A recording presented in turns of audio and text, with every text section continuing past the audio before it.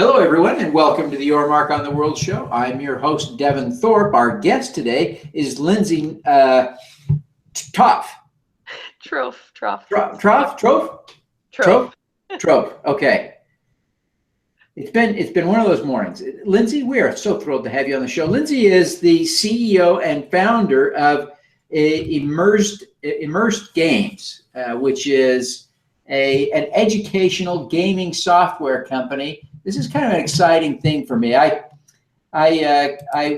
used a little hubris in my original headline for this story for Forbes. I called it "This Entrepreneur Seeks the Holy Grail of Education: Video Games That Teach."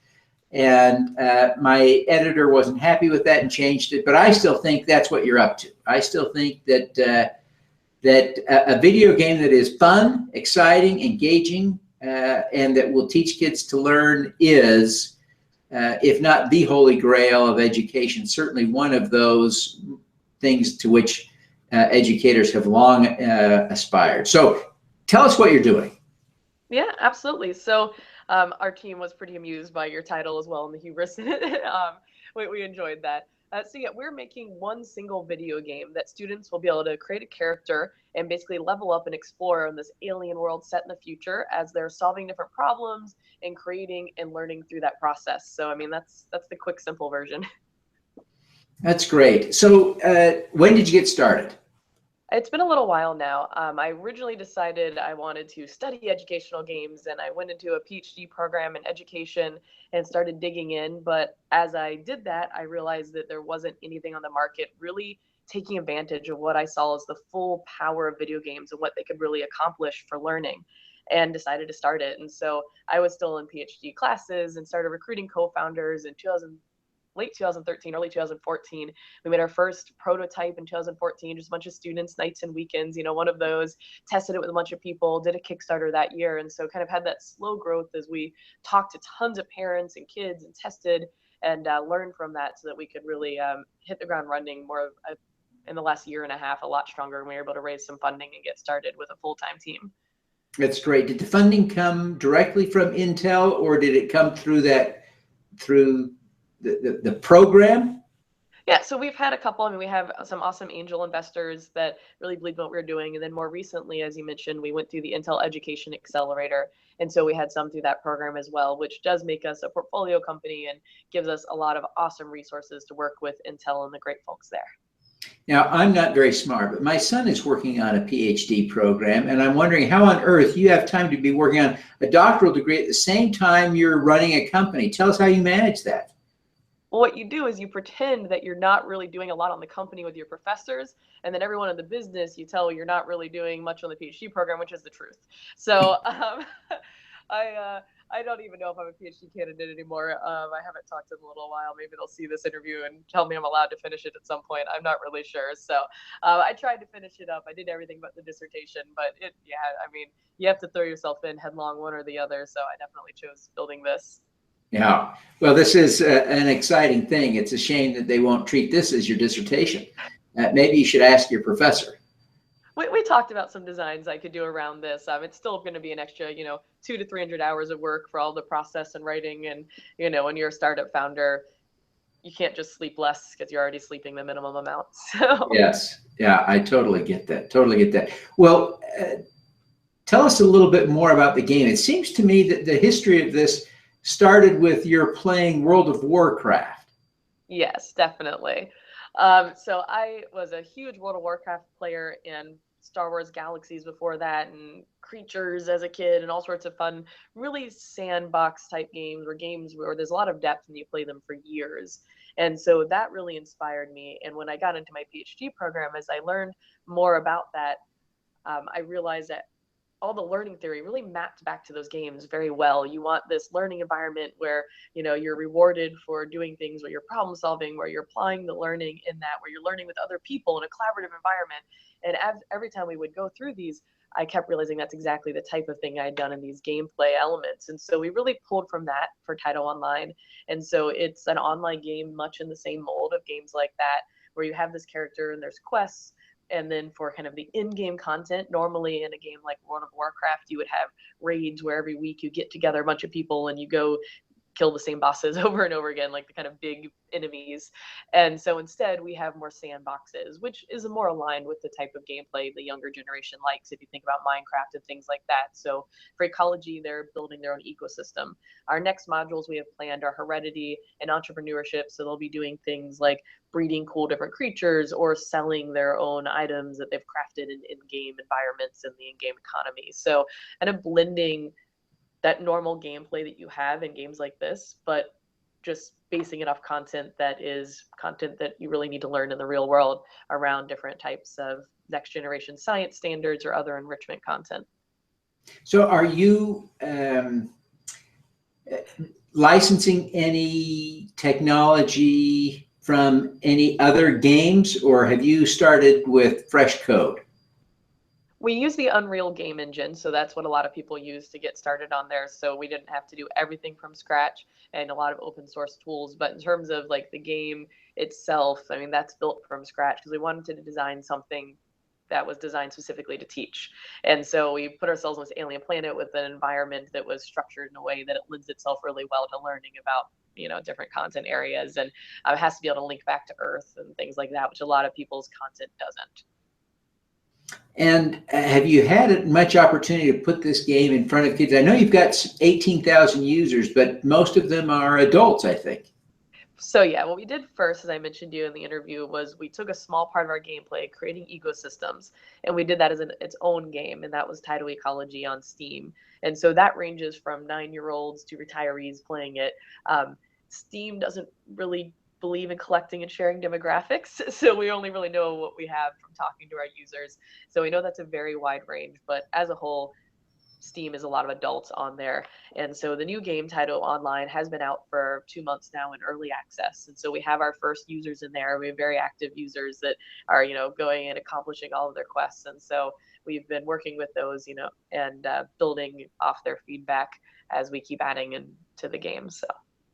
Well, it's very cool, very cool. What have you learned from actually having users on your game that you are beginning to incorporate into the design for the broader game? Gosh, there's so much. For the first, a lot of the debate was honestly around the systems that we designed for learning ecology, because, you know, when you simplify it down into a game, it's not exactly like real life. And so there's a lot of really interesting debates and conversations with our users about, you know, how we might tweak that to better represent real life with the game structures, which in itself required a lot of research and, you know, really in-depth learning conversations. When it comes to Tyto Online, a lot of it has been around, you know, how can we onboard people more smoothly and get them introduced to the different types of game systems so that that's not a distraction. And so it's really easy to use, and that they're focusing on actually accomplishing the tasks and not just trying to figure out how to do the game if they're not, you know, really hardcore gamers that are already used to it. Yeah. Now, the module you're selling now is a single player game, but the full game will be one of the massive multiplayer role-playing kind of games, right? Yes. How is that going to change the experience for the kids who are using it?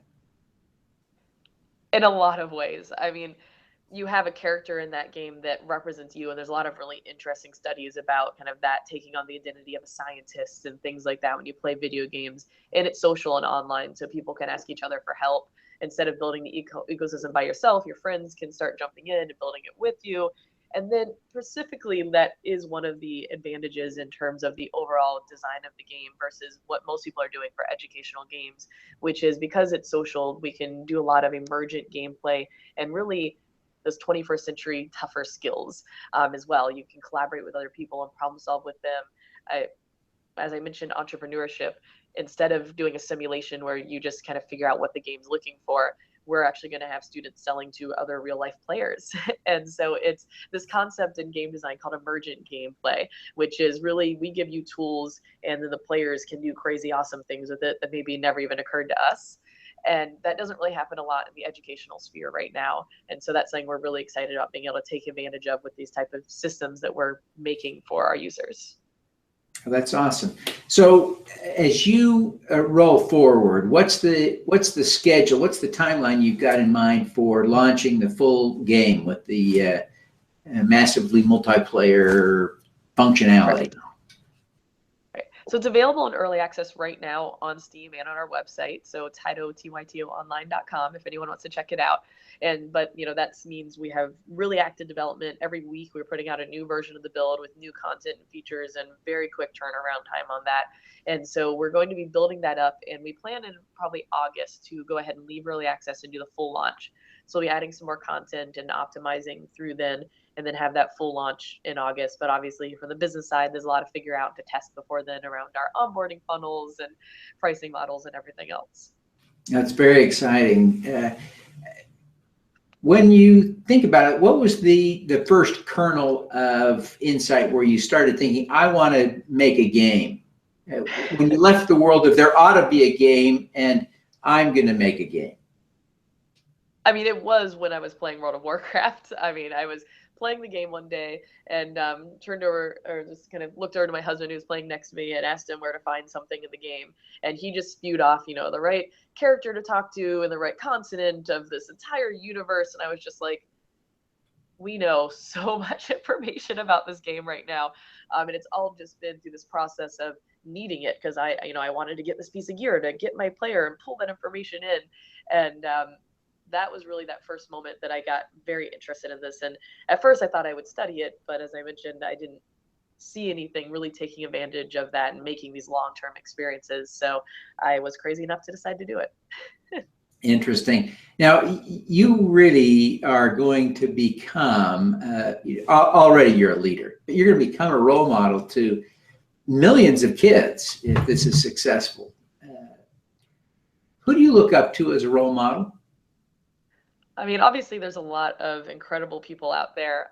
One person I've been looking at their work a lot lately is Mark Zuckerberg, and that may be cliche as a startup founder, but what I'm very excited about is actually the foundation that he and his wife have done and the incredible work there. The fact that we have so many people in the startup sphere using their resources so wisely right now, using data, doing pilots and learning from that research and applying it at scale to solve big world problems is just absolutely incredible. No, that's excellent. Now, as you think about your situation, you're the perfect person to ask this of, really. What is your superpower? Okay. My superpower, I think as you get older, it's interesting how you start discovering different concepts and looking back to your life and how that's really shaped who you are. There's something I read about a little while ago in an article about having a really high threshold for mental exhaustion and how that really separated high performing people. I think it was an academic study and like professors and things like that.